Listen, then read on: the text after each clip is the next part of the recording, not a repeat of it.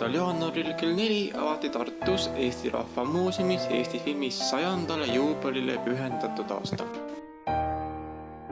100 aastat tagasi pani mees nimega Johannes Pääsukene aluse Eesti filmikunstile oma dokumentaalfilmiga Utonškini lendamine Tartust 14. ja 15. aprillil 1912. Lisaks sellele oli Johannes Pääsukene ka suur fotograaf. Näiteks minnes mõnele pikale retkele oli alati kaasas 2 kaamerat, üks foto ja teine filmi.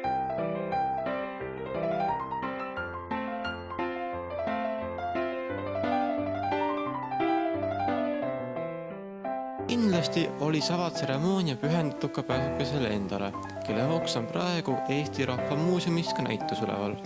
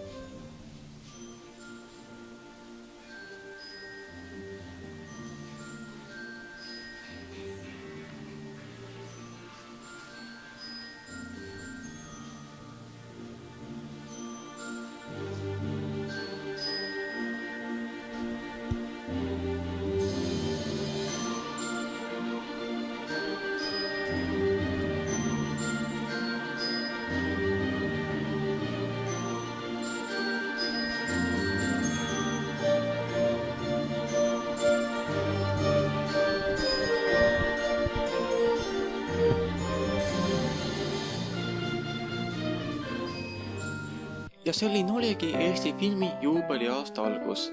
Kui teil on huvi, mida muud ja põnevat selle aasta jooksul toimuma hakkab, minge kodulehele www.f100.ee.